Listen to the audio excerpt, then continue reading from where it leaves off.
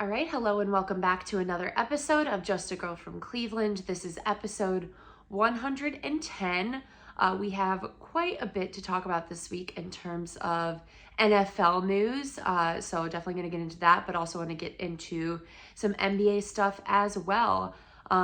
Sorry if my voice is a little bit off or if I randomly sneeze or cough during this recording. If you live in Northeast Ohio, it is allergy season and it is coming on strong. I felt like I avoided it for some reason because it just felt like for most of like March, April, I was totally fine, which usually you start experiencing some allergy symptoms then. And I was like, wow, maybe I just, changed things and I don't have bad allergies anymore. And then it just hit me like a ton of bricks, probably like mid-May. So definitely trying to get control of that right now. So apologies if I don't completely sound like myself right now. I got some hot tea. It's peppermint tea, very, very good for the soul. I highly recommend. And I'm drinking it for the YouTube people who can see here in my Just a Girl from Cleveland mug. So if you watch on YouTube, you can see that, my special little mug. Figured I'd pull it out for this recording.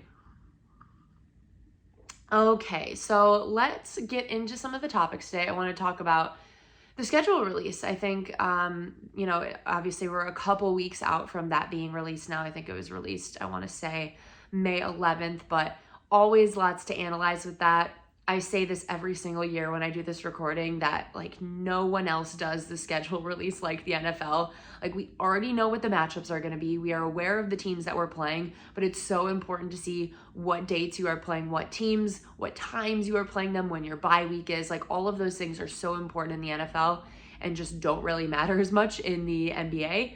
Or the MLB really. So it's just exciting when that happens. Every year, lots to dig into there. And you kind of get an idea of what like the networks and the NFL as a whole are thinking are going to be important matchups. Obviously things can be flexed towards the end of the season. There's potentially going to be, I believe they still have to vote on it to flex Thursday night football in general, which I don't love that. I think that's disrespectful to fans who pay their hard-earned money to go to these games. And if you're moving 2 or 3 weeks ahead of time, like people have jobs, people book flights and hotels for these things. Like it is a little bit unfair, I think, to be able to move stuff like that just for profits. But what do I know? But I do think it gives you an idea a lot of times of what the league is thinking of certain teams. Like the Jets got so many primetime games this season.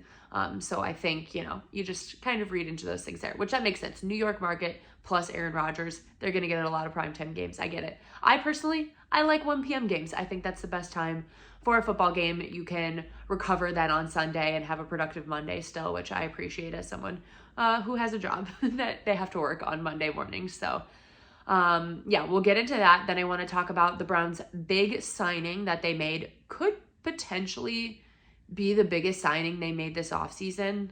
Like, I feel like it might be. I would maybe just in terms of like upside, I could say Elijah Moore has so much potential that could be a bigger one. But I mean, this one was a huge signing, getting another pass rusher for this team and really helping to shape up the defense a little bit more. Then I want to talk about some NBA playoff stuff. What I think of some of the Ja Morant drama that is going on.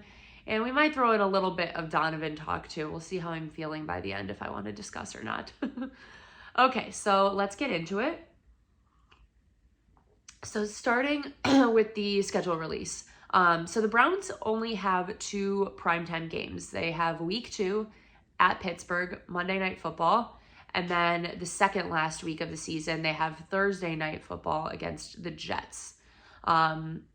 I wasn't super surprised by this, to be honest. I think, I do feel like nationally across the media and people who talk about football, the Browns are starting to get a lot of respect in those conversations. And especially after the Za'Darius Smith trade, I think a lot of people took a second look at the Browns roster who maybe had written it off because it's the Browns, because of what last year looked like, took a second look at some of the changes they made this offseason, and we're like, wow, the Browns could be a really competitive team. So I'm like, I would think we would have more primetime games because of that fact, but I am not surprised because I do still think the Deshaun Watson factor is a lingering factor for the NFL, and therefore for the schedule makers on not wanting to highlight and overly broadcast the Browns still at this time because of the move that they made to get Deshaun Watson. And I think we see that in the games here being mostly 1 p.m. Sunday games, which I understand. So that was one big takeaway I had. Other big takeaway, opening up the season where 3 of the first 4 games are against division opponents. So we are going to get an idea really early of what this team is going to look like within the division if they have a real shot at winning the division. We open up at home against the Bengals. Then, like I said, Monday Night Football against the Steelers. We play the Titans week 3, and then week 4, we play the Ravens. So I think, like I said, it's going to tell us a lot about who this team is. The Titans being sprinkled in there. Like, I don't think the Titans are necessarily a good team, but I think they're a team that Mike Vrabel has ready every single game, no matter what. And I also think that they are just like a team that like runs the ball hard, plays hard, no matter what at all times as well. So I think it could be a dangerous game, even though on paper I'm like, oh, we should probably be able to beat them. Like, that's a game that we should win. So I would like to at least take like 2 of those 3 division games. I think that would be really big to set ourselves up for success. I think we are a better team than the Steelers. We always play the Bengals really well, so we do have a chance to open up the season, winning that game. But the Bengals are obviously an incredible team. And then the Ravens have made some changes this offseason, and they re-signed Lamar. Like, they always have our number. So it's going to be really hard and really telling to see what happens in those first 4 weeks. And then we have a week 5 bye. I think part of the reason we got this bye week is because we play in the Hall of Fame game against the Jets. So our season starts a week earlier than everyone else in the league because of this. We still have the same, other 3 preseason games, but we have that additional preseason game as well. So I think they try to go for the early bye there, but that is really early. Like, to have it be week 5 is tough because I prefer it to be like mid-season. I don't know if it matters that much to the players. I guess it just kind of depends on how you're doing as a team when you have your bye, on what you need in that moment, and it's really hard to predict in the future. So not great, but I don't think that makes or breaks a season in general. Okay, so other big takeaways. Closing the season, we have the Jets and then the Bengals for the final 2 games. And I think that's an interesting setup to have there, particularly because the AFC is so competitive, and those are 2 teams that are expected to be at least competing for the playoffs, along with hopefully the Browns, that I think those games could be big deciding factors on who is getting those final AFC wildcard spots at the end of the day. So I'm interested to see what happens there, because I think they put that there intentionally to have it be really important as you're coming into those final 2 weeks of the season. Other than that, there's not a lot of call outs I have. I think the Browns travel like less than most other teams across the league. We do have, a couple West Coast games. We have back-to-back Denver and Los Angeles. Interested to see if they actually stay between those games. I'm not sure if they will, just to, let people come home, but it could help with adjusting to the time difference and those sort of things if they do choose to stay in between. So we also have Seattle on the West Coast. That's another far one. But in general, we don't do a ton of travel. Like, there's some teams that are in a really tough position there's more international games. I know, like I said, the Jets have so many primetime games, and I think a lot of their schedule is just all over the place in terms of travel. And look, these players are human beings. Like, it takes a toll on them when they have to do things that are out of their ordinary schedule. It does kind of help to be able to prepare the same way every single week and play at 1 p.m. and not have it be so different all the time. I think routine matters a lot. So I'm pretty happy with the lack of moving around that this team is going to have to do compared to a lot of other teams. But yeah, I'm really excited. I hope everyone is planning what games they're already going to. I know I've already eyed a couple away games on the schedule that I am hoping to be at, so that should be really fun and exciting. Okay, so let's talk about Za'Darius Smith now. So I was actually at a Guardians game when this trade came through, and it was a very exciting moment because it was like a Friday late, kind of like just random news dump, very unexpected timing. But nonetheless, it did happen, and super, super pumped about that. So the Browns gave up 2 5th-round picks, and the Vikings sent back a 6th and a 7th-round pick. So basically 2 pick swaps. Not much when you're getting a elite pass rusher who had 10 sacks in 2022. He was injured and was receiving back surgery and recovering from that in 2021. But then in the prior 2 years, in 2019 and 2020, he had 12.5 and 13.5 sacks. So very productive seasons. And other than Myles Garrett and Clowney having a good season in 2021, we haven't had pass rushers with those type of statistics in a while. So that's going to be extremely helpful. And I think between Myles, Za'Darius Smith, and Ogbonnia Okoronkwo, I think that is a dangerous combination of 3 pass rushers. And, teams are going to continue to double Myles. They're going to continue to chip Myles. And that really leaves things open for those other guys to have some really, really productive years and be able to get after the quarterback. So teams should be afraid of that. Like, that is a dangerous combination right there. And I'm really pumped to see what it's going to look like. If you haven't followed too closely and you're wondering why the Vikings would give up basically nothing for a pass rusher like this, they really needed to get him off of the books. It was pretty clear that this was going to happen. Za'Darius had asked to be released at a point in time, so it was coming. It was kind of just a matter of what. And obviously, Andrew Berry has a really good relationship with Kwesi Adofo-Mensah, the GM of the Vikings, who was previously with the Browns. So it really pays to have good relationships because you can work out things like this that, it benefits them because they get it off the books. They, get some higher picks than what they had, and we get a player who is very talented and can help us as a team who is operating under the sense that they are contending. Like, that is the moves they are making show they feel like they are contending at this point in time.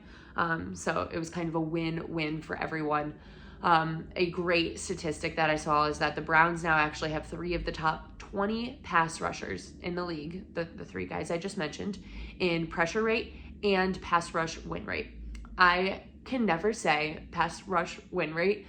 For some reason, those 4 words together are very hard. So I always have to pause in between pass rush and win rate. So you might notice that whenever I say it on here, and you'll notice in the future now that that's what I have to do. It's a tough combination of words to say, and I usually slur over them otherwise. So, but yes, I'm like I said, it was so unexpected, but really just shows what the Browns think of themselves right now and who they want to be this season. And that is a team that is intending on being in the playoffs and making a run for things, because you don't make moves like this unless you want to.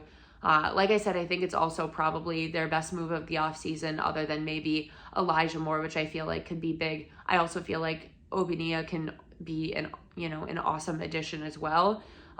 It's just going to be a matter of putting it all together. I think it's weird because we have made some good moves on the defensive side. I still think we could do something at defensive tackle, but in general, we've made a lot of moves. And we also always forget about the big hire we made in Jim Schwartz that is going to completely revamp and change up what this defense looks like.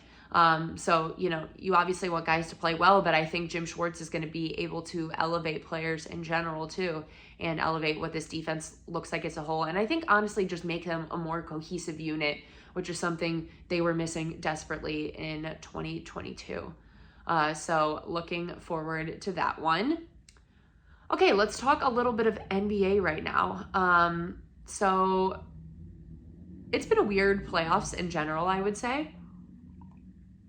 But the one thing that obviously I want to talk about is LeBron. So LeBron, went through that series against the Warriors, taking them down. And it was funny because the conversations going into that series were these like crazy legacy conversations, which I find interesting because I feel like we're always having LeBron legacy conversations. Like, if he can do this, will this cement him as this? And it's like, hasn't he done that? How many, like, we've been having this conversation for a decade now. How long do we have to have this conversation? I'm pretty sure his legacy is pretty set no matter what happens. But I will say it always feels good to beat the Warriors, and that he was, able to get it done that series. Obviously, it wasn't just him, the entirety of the team. Anthony Davis, Austin Reeves showing up, like, guys made plays other than LeBron for sure. But I do think it was important for him to win that series. Unfortunately, now they're down 0-3 to the Nuggets, so it's not looking positive. I was really hoping for LeBron to be able to get his 5th ring, but that is okay. It doesn't feel like it's going to happen at this point when you're down 0-3, but hey, if anyone's going to do it, I'm putting my money on LeBron. It's interesting then in the East, we have Boston and the Heat. And the Heat have really just come out of nowhere in these playoffs this year. I don't know if it actually is out of nowhere or they always had it, but they were kind of a team that didn't need to perform well in the regular season and were just able to get things going in the playoffs. Like, they're shooting better than they ever have before. So I'm honestly rooting for them over the Celtics because I just don't think Boston fans need any more winning and any more happiness. So it seems like it might be a Heat Nuggets finals, which is very interesting. I would probably be pulling for the Heat in that, to be honest. I don't feel this fascination with the Nuggets that a lot of people do. I think Jokic is an incredible player and they're a very good team, but I'm not attached to them in any way. I think it would be a cool story for an 8 seed to be able to go to the finals and win it all. So that's kind of what I am projecting right now. Obviously I would want LeBron to win. I can't say that they're going to win this series right now. It's just not going to happen. It does not feel like it is in the cards for him right now, but that's okay. He's had plenty of playoff series that he has won. And honestly, it was impressive that the Lakers even were able to make it as far as they did after changing their team halfway through the season at the trade deadline, that they were able to do all of this. So very impressive, and props to LeBron for sure. Okay, so let's talk about Ja Morant.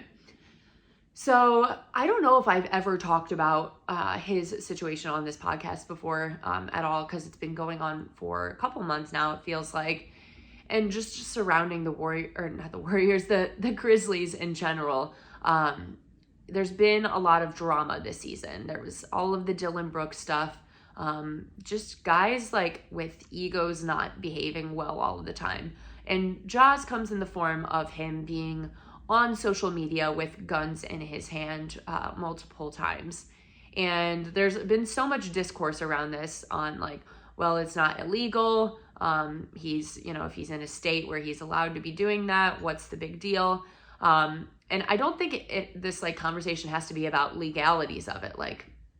Of course, there's different legal issues with guns in different states, and I'm very aware of that. But I don't think the conversation with Ja has to be about that. I think it more has to be when you are an NBA player who has, all these brand opportunities, your deal with Nike, you are a role model to children. Ja is a player that kids love. Kids love Ja Morant. I remember I went to the Cavs-Grizzlies game, the one where Dillon Brooks hit Donovan Mitchell.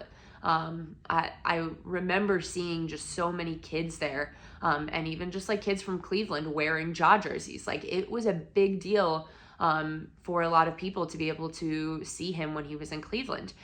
And I think it's more about a standard that has been set in the NBA of what is expected of guys and how you are representing not just yourself and your team, but the league as a whole. And I think that is where the issues come in with him having this repeated behavior and these dumb friends for repeatedly posting it on social media. I don't understand why he's keeping people around him who are putting him in these positions as well. Because let's be honest, a lot of players do things behind closed doors that probably not very appropriate for the public to see and hear about and, have on a Instagram live stream. But it is different when you do have it plastered all over social media for people to see. Because even if it's just a couple seconds, people screenshot, people screen record. Things live forever on the internet, especially when you are as famous and as known as Ja is. So I think that's what the bigger issue is. I know Adam Silver in the NBA has talked about there are going to be consequences for this because it's been repeated behavior. And I'm not sure what that's going to look like. And it feels like it's going to be a hefty suspension.